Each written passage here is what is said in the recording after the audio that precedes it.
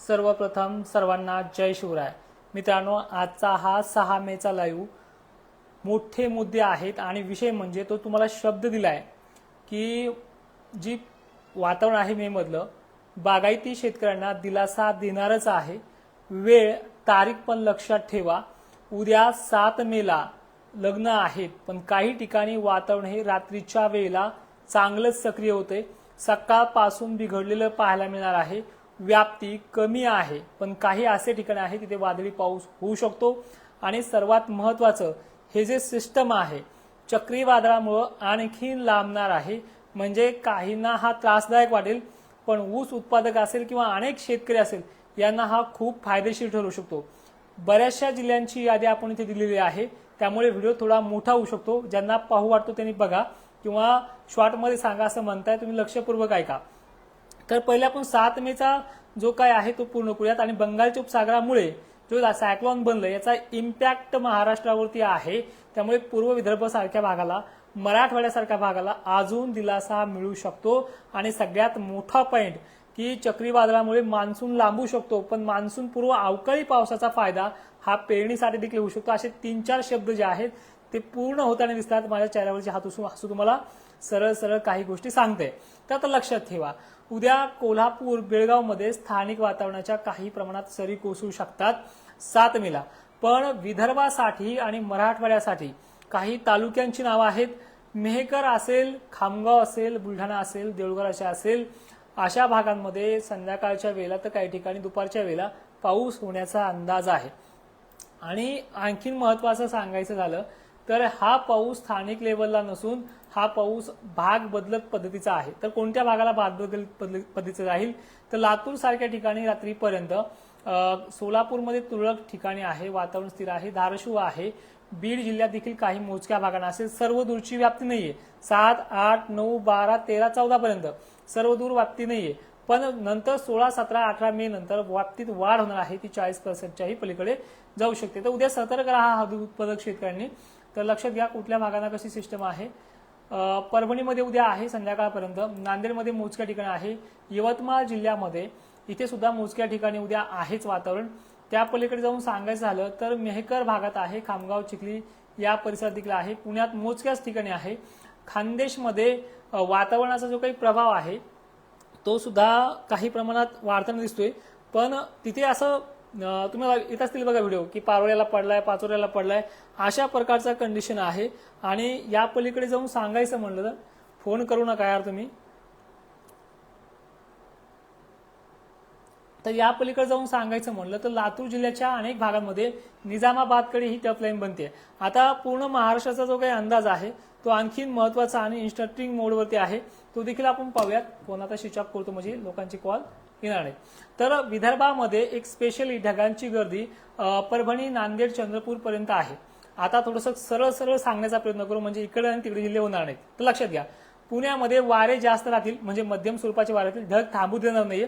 पण दिवस मावळता हे वारे थोडे स्थिरावले तर त्यामधनं धारा उतरू शकतात, तर सतर्क राहण्याचा अंदाज तुम्हाला आहे।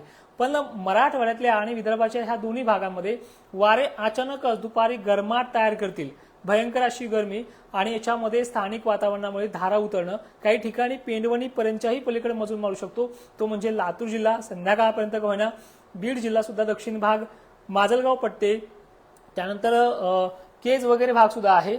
आणि वारे जर जोराने दक्षिणेकडे वाढले तर हे सरकू पण शकतं। परभणी वगैरे भागामध्ये, हिंगोलीला आहे, त्यानंतर इकडे बुलढाणा जिल्ह्यात आहे, वाशिमला आहे, यवतमाळ सुद्धा आहे, अमरावती जिल्ह्यामध्ये दक्षिण भागामध्ये आहे रात्रीपर्यंत होणार, अकोला दक्षिण भाग आहे, चंद्रपूर जिल्ह्यात दक्षिण भागामध्ये आहे, वर्धा आहे। मी दक्षिण भाग जरी सांगितला तर मेन पॉइंट असा ठेवा, गरमाट हे होणार आहे। ढगांची 11-12 वाजता काही ठिकाणी व्याप्ती वाढेल, काही ठिकाणी 2:30-3 वाजता व्याप्ती वाढेल, त्यामुळे हे सुद्धा लक्षात ठेवा की इथे हे घडू शकतं।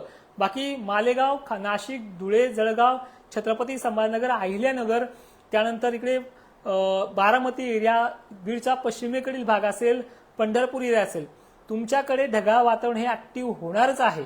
पण तुमच्याकडे पद्धत जी आहे ती मॉडेलनुसार तरी पाहायला गेलं तर व्याप्ती कमी आहे। पण जर काही उपयोगी वस्तू तुमच्या बाहेर असतील तर सतर्कतेमध्ये ठेवा।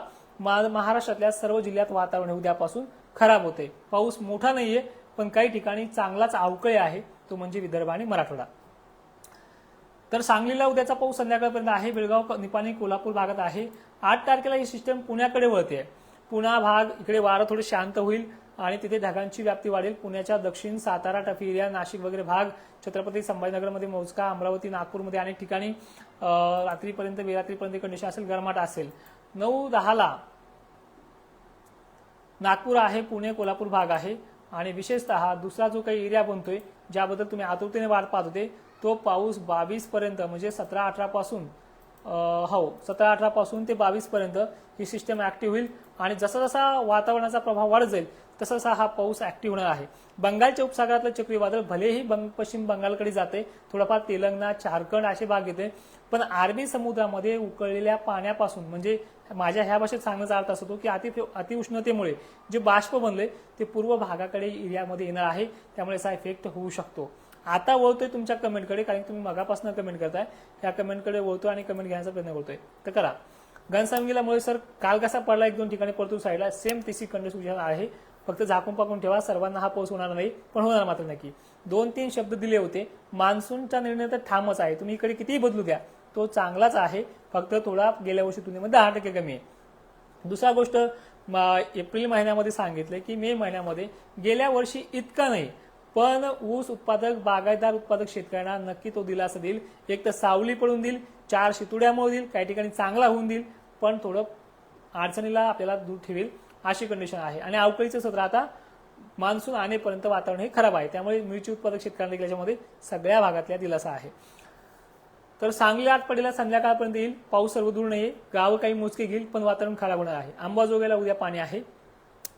आणि काल मेहकरला पडला दक्षिण भागाला, तर एक्झाम म्हणतो मी मेहकरला जातो, मला पाऊसच नाही पडला. पडलाय दादा, थोडं लक्षात घ्यायचा. आपल्या गावखेडे तालुक्याचा व्यास खूप मोठा असतो आणि पाऊस मी थोडा कमी सांगितलेला आहे, सर्वदूरची व्याप्ती नसते. धाराशिवला देखील पूर्व बाजू आहे, लोहारा, खुर्द वगैरे भागात आहे, बार्शी वगैरे परिसरामध्ये ढग जमा झाले की समजून जा आपल्याकडे पाऊस येईल म्हणून. उद्या वातावरण खराब आहे, सर्वदूरची व्याप्ती नाहीये. हिंगोलीला सुद्धा आहे हळद उत्पादक शेतकरी.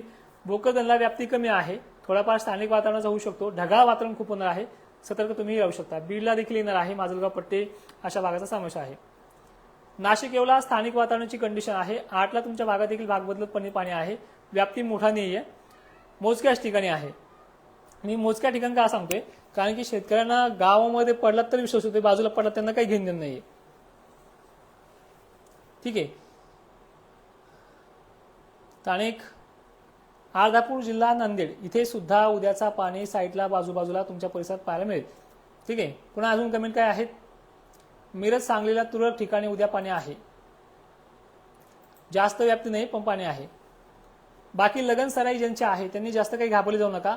हा सगळीकडे होणार नाही, पण होणार मात्र असा आहे की काही ठिकाणी आपल्या तालुक्यामध्ये 10-5 गाळ होईल. आता ते दैव तुमचं, कुठे होईल कुठे नाही, पण अशा प्रकारचं वातावरण आहे. थोडंसं 8-9च्या अगोदर लग्न लावून घ्या. दुपारच्या लग्नाचं काम देखील 2:30-4 तास करून घ्या. एक दुपारा 3-4 वाजता हे सुरुवात करेल आणि 5 वाजता जिरून जाईल, परत रात्री 11 वाजता एक तयार होईल. ठीक आहे. चला आणखी कमेंट्स. भोकरदनला सोनवणे सर सांगितलंय पाऊस थोडा फार प्रमाणात आहे, जास्त व्याप्ती नाही तुमच्याकडे. गरमीची लेवल आणि ढगांची सकाळपासून रेलचेल पाहायला मिळाली. जळगावचं बघा दादा, तुमच्याकडे मॉडेलनुसार पाऊस दाखवला जात नाही, पण 1-2 ठिकाणं असे आहेत पश्चिम साईडचे, दक्षिण साईडचे, इथे स्थानिक वातावरण ढग बनतील आणि ऐन 4-5च्या दरम्यान काही 1-2 ठिकाणी पडेल. व्याप्ती कमी आहे. जळगावचं अजून जरी सांगायचं म्हणलं तर नाशिककडनं, धुळे, मालेगावकडनं एक एरिया बनेल. उद्या नांदेड, यवतमाळ, हिंगोली, वाशिम जिल्हा, अहिल्यानगरमध्ये, पुण्यामध्ये काही ठिकाणी स्थानिक वातावरणाचा इम्पॅक्ट चांगलाच पडतोय. चंद्रपूर, गडचिरोली देखील भागात मेघगर्जनेसह पावसाची शक्यता आहे. चला आणखीन पुणे देखील उद्यापासून वातावरण बनते तुमच्या भागात, पण व्याप्ती खूप कमी आहे संदीप सर. आणि हे बघा, बागायती शेतकऱ्यांना फायदा होणार आहे यावेळेस चांगल्या पद्धतीनं. आणि टायमिंग तुम्हाला 22 पर्यंत घेतलं जाईल आणि ठिकाणी, पण तोपर्यंत आभाळ वगैरे राहील. मेहकरला उद्याच पाणी धुंडगे सर, सर्वदूरची व्याप्ती नाही पण बरेचसे कोपरे तो घेणार आहे. अहिल्यानगरला काही ठिकाणी आहे. परभणी देखील उद्याच गोविंद देशमुख सर पाणी सुरुवात करतोय. इंदापूरच्या भागामध्ये वातावरण सक्रिय होते पण ते इरून जाते, अशा पद्धतीचं वातावरण उद्या आहे. 1-2 ठिकाणी पावसाची शक्यता आहे. अंबड, जालन्याला तुरळक ठिकाणी आहे, पाऊस पडताना दिसेल पण काही भागांना तो घेणार नाही. परभणी जिल्ह्यात गोविंद देशमुख सर आहे. कमेंट तुमच्या रिवाइंड होत आहेत. ढगाळ वातावरण आणि मोजक्या ठिकाणी पाऊस आहे. तर सगळ्यांना विनंती आहे, व्हिडिओमध्ये इथेच थांबतो. जय शिवराय. पूर्ण माहिती दिलेली आहे. धन्यवाद.